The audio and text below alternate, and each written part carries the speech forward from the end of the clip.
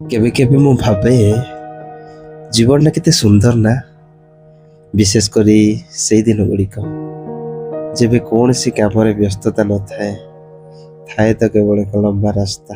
ତ hello guys, ପ୍ରେଜ୍ ଦ Lord ସମସ୍ତଙ୍କୁ। ଆଶା କରେ ଆପଣମାନେ ସମସ୍ତେ ଭଲରେ ଥିବେ, ଖୁସିରେ ଥିବେ, ବିନ୍ଦାସରେ ଥିବେ ପ୍ରଭୁଙ୍କ ଆଶୀର୍ବାଦ ଅନୁଗ୍ରହରୁ।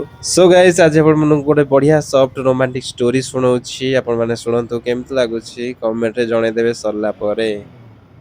ତ ଷ୍ଟୋରିଟା କିଛି ଏମିତି ଥିଲା।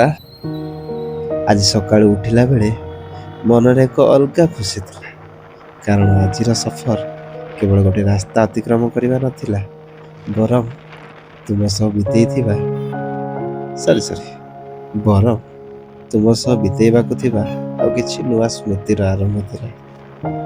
ଯେବେ ମୁଁ ତୁମ ପାଖରେ ପହଞ୍ଚିଲି, ତୁମ ଓଠର ସେହି ହସ, ହାୟ ସତ କହୁଛି, ଦୁନିଆର ସବୁଠାରୁ ଦାମୀ ଜିନିଷ ବି ସେ ହସ ଆଗରେ ଫିକା ପଡ଼ିଯିବ।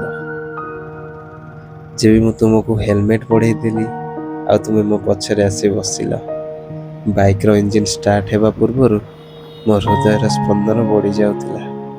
ଏହି ଧଳା ବାଇକ୍ ଉପରେ ଯେବେ ଆମେ ଦୁହେଁ ଏକାଠି ବାହାରିଲୁ, ଲାଗିଲା ଯେମିତି ଆଖପାଖରେ ଦୁନିଆ ଟିକେ ସ୍ଲୋ ହେଇଯାଇଗଲା। ରାସ୍ତାର ଦୁଇ କଡ଼ରେ ପଛକୁ ଛାଡ଼ି ଯାଉଥିବା ସବୁଜ ଗଛଲତା ଆଉ ମୁହଁକୁ ବାଜୁଥିବା ଏହି ଥଣ୍ଡା ପବନ, ସବୁକିଛି କେମିତି ଗୋଟିଏ କବିତା ଭଳି ଲାଗୁଥିଲା। କିନ୍ତୁ ଏସବୁ ଭିତରେ ସବୁଠୁ ସୁନ୍ଦର ଅନୁଭବ ହେଉଛି ତୁମେ ଯେବେ ଡରରେ ବା ଭଲ ପାଇବାରେ ମୋ କାନ୍ଧ ଉପରେ ମୁଣ୍ଡ ରଖିଦିଅ।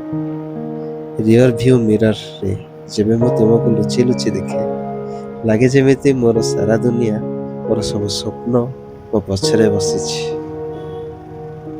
ହେଲମେଟ୍ ଭିତରୁ ତୁମର ସେ ଅସ୍ପଷ୍ଟ କଥାବାର୍ତ୍ତା ରାସ୍ତାର ଶହ ଶହ ଶବ୍ଦ ଭିତରେ ବି ମୋତେ ବହୁତ ସ୍ପଷ୍ଟ ଶୁଭେ, କାରଣ ଆମର କଥା କାନରେ ନୁହେଁ, ସିଧା ହୃଦୟରେ ହୋଇଥାଏ।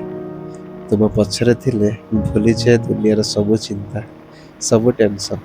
ବାସ୍ ଏହି ମୁକ୍ତ ଆକାଶ, ଖୋଲା ରାସ୍ତା ଆଉ କେବଳ ଆମେ ଦୁଇ ଜଣ।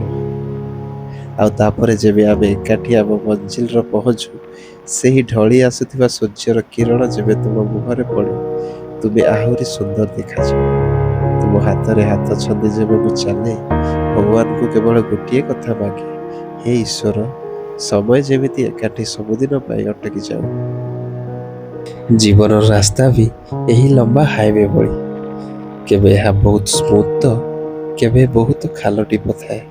କିନ୍ତୁ ଗୋଟେ କଥା ସତ, ଯଦି ତୁମେ ମୋ ସାଥିରେ ଥିବ ଆଉ ମୋତେ ଏମିତି ହିଁ ବିଶ୍ୱାସରେ କୁଣ୍ଢେଇ ଧରିଥିବ, ତେବେ ମୋ ଜୀବନର କୌଣସି କଠିନ ରାସ୍ତାକୁ ଖୁସି ଖୁସି ପାର କରିଦେବି, କାରଣ ମୋ ଜୀବନର ସଫର ତୁମଠାରୁ ହିଁ ଆରମ୍ଭ ଆଉ ତୁମ ପାଖରେ ହିଁ ଶେଷ। ତ ଗାଇସ୍, ଷ୍ଟୋରିଟି କେମିତି ଲାଗିଲା ଆପଣମାନେ କମେଣ୍ଟରେ ଜଣେଇଦେବେ। ଆଉ ଭଲ ଲାଗିଥିଲେ କମେଣ୍ଟ କରନ୍ତୁ। ନେକ୍ସଟ ଭିଡ଼ିଓ ମୁଁ ଆଉ ଗୋଟେ ଷ୍ଟୋରି ନେଇକି ଆସିବି। ଆଉ କମେଣ୍ଟ ନ କଲେ ବି କିଛି କଥା ନାହିଁ, ଲାଇକ୍ ଖାଲି କରିଦେବେ ଆଉ ସବସ୍କ୍ରାଇବ୍ କରିଦେବେ।